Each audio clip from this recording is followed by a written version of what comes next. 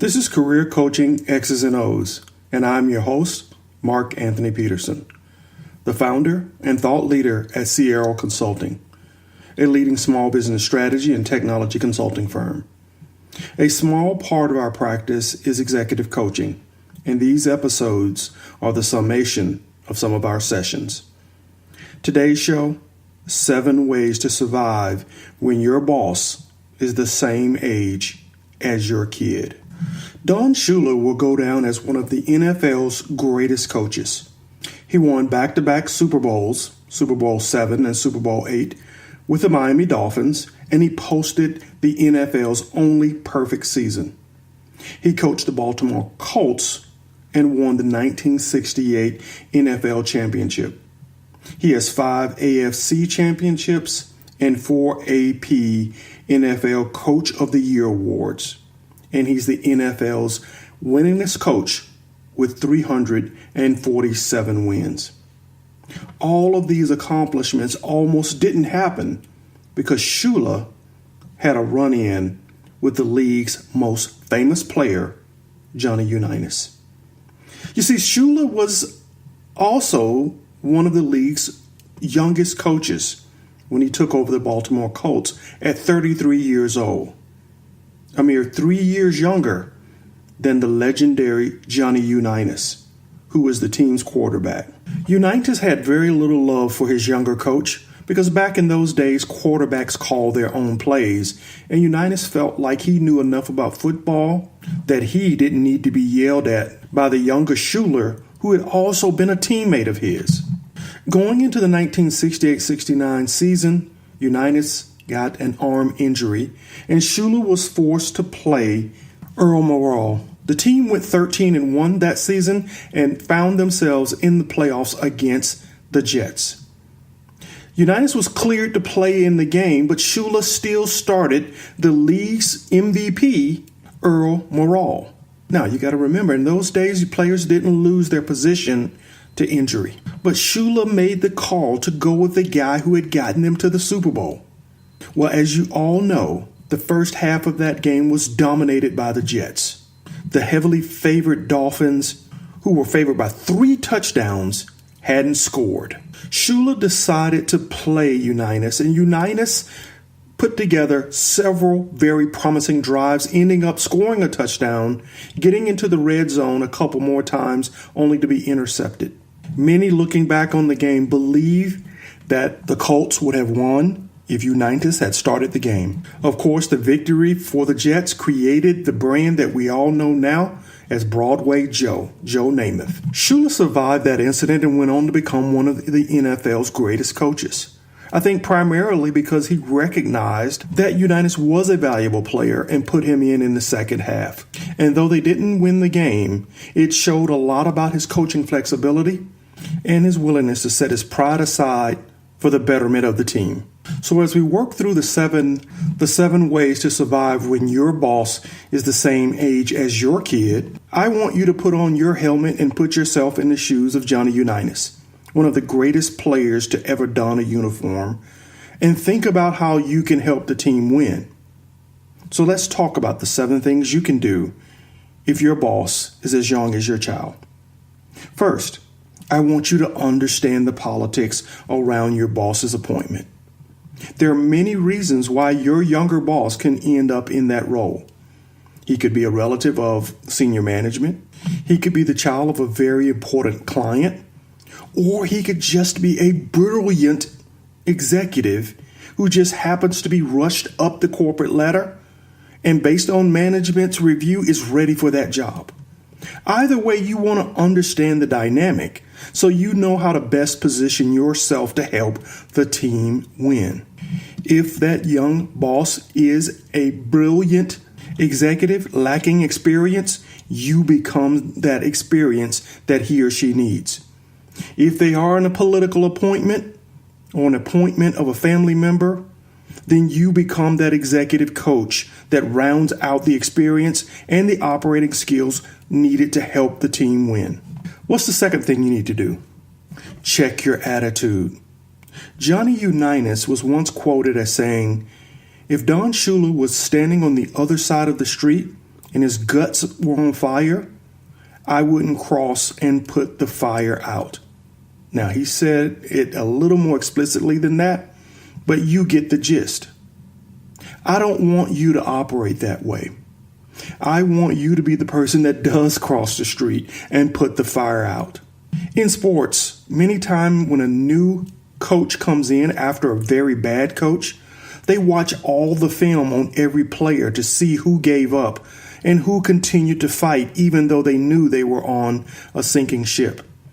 If you're one of those guys or gals that gave up on the team in the middle of a bad season, you're going to be on the short list of those who are going to be shipped out. Don't ever give up on the team. The next manager may get it and they may understand just how capable you are at leading and will give you a greater opportunity to lead. Number 3, I want you to be the Master Yoda for that executive. Be the trusted advisor. Remember, Master Yoda was incredibly powerful, but he looked at Luke as the future of the Force, the one who would unite both the dark and the light side. He didn't let the fact that Luke would eventually surpass his power keep him from training the young Jedi, because the bigger picture was more important than his own personal hubris. That's an opportunity that you can step into, to be the person who relays the company culture, the strategy, the operating tactics to the new manager to help that person win. When I was in consulting, we didn't just operate individually, we hunted as a pack. So when we moved up as a team, we brought team members up the ladder with us. If you become a part of the hunting pack with this new manager, as he or she succeeds and they trust your support, you move along with the pack. What's the 4th thing that you can do? Clear the path. Yes, clear the path. There are going to be many people on the team who are going to doubt that young manager's ability to lead and understand the operating tactics of the company. That's your opportunity to clear the path, to bring the naysayers on board and give this person a fighting chance to deliver value to your team. If you clear the path, you create the opportunity for you to promote your skills and your capabilities to that new manager. If you let the path stay blocked, that shadow will also cover your light and will block anybody's ability to see how good you are too. What's the 5th thing that you need to do if your boss is as young as your kid? Be yourself. Yes, be yourself. If you see your boss as your kid, guess what? Your kid might see you as his or her parent. And no kid wants to see their parent act like them. Be yourself and develop the type of relationship that that kid may want from an adult that has seasoning and experience in the corporation. What's the 6th thing you should do? Become proficient in the areas that landed your boss the job. If there are a unique set of skills or capabilities that landed your younger boss the top job, then you need to become proficient in those areas as well. My mom is a perfect example of that. She spent most of her years as a teacher where there were no computers.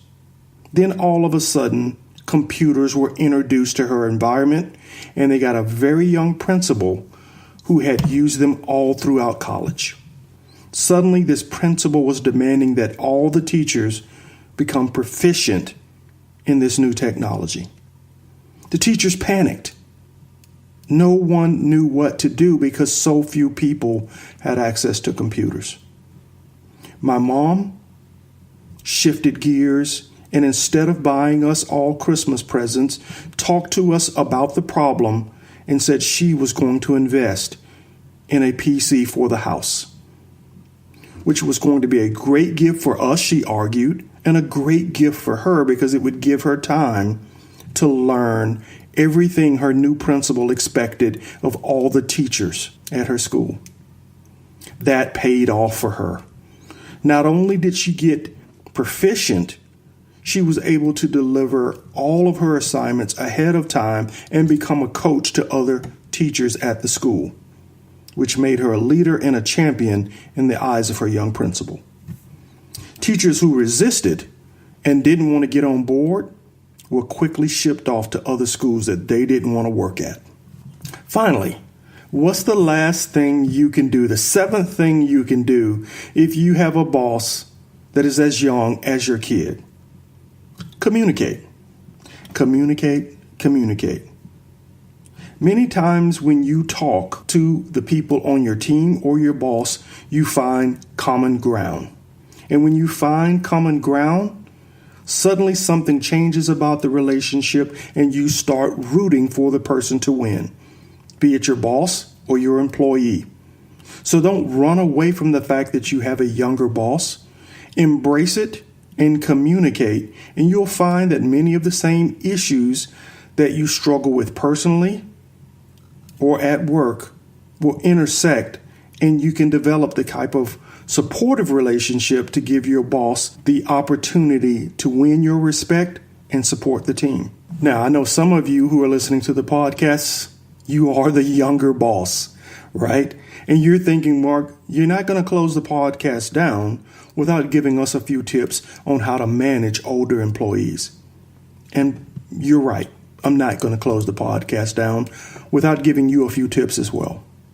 So I'm going to give you 3 things you can do when managing employees older than you. First of all, be respectful. You may be the boss.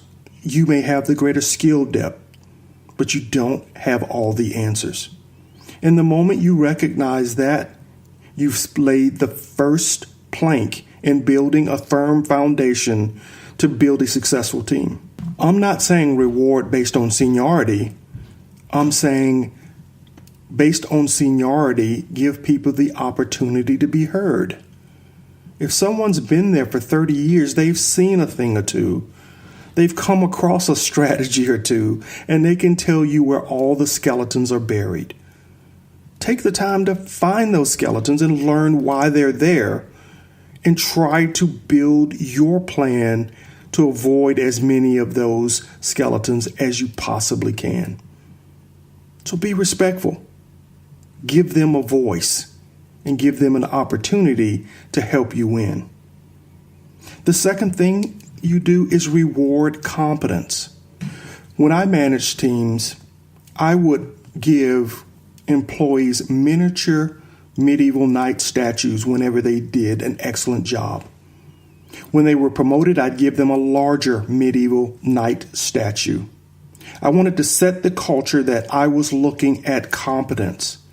No matter what you look like, no matter how old you were, if I walked past your desk and you had 10 of these statues, that was a symbol to everyone that you'd done 10 great things and you were on the road to promotion. Reward competence, and people will forget about all the other things that make them different and start focusing on the things that make you all the same. Finally, if you're the young boss to older employees, I want you to manage that team as if you were the lead dog on an Alaskan dog sled team. Why did I not call you the musher? I want you to be the lead dog. I want you to be in the trenches with your team, earning their respect. And as the lead dog, you're going to set the pace. You're going to maintain order, and that's what's going to drive them to want to follow you. You're going to know the trail, right? The strategy, the path that you're going to take to victory. You're going to give the other dogs line of sight to the musher. That's the big corporate manager, so that they get exposure and the opportunity to shine as well. That's what all great leaders do.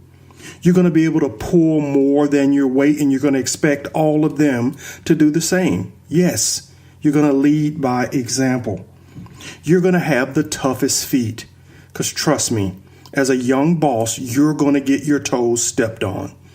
I had it happen many times as a young Accenture consultant going into industries where the average age of the managers that I worked with were 50 years old and I was 26.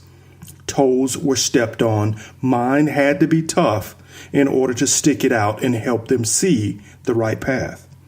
And finally, you got to know when to break with management. Every lead dog knows when to ignore the musher to keep the dog sled team from running off a cliff. If you do that, you're not only going to be a great manager to your older employees, you're going to move right up the ladder. This has been 7 ways to survive when your boss is the same age as your kid. I hope you enjoyed this episode. If so, hit the subscribe button and do me a favor. Share it with your work best friends. And also leave us a comment.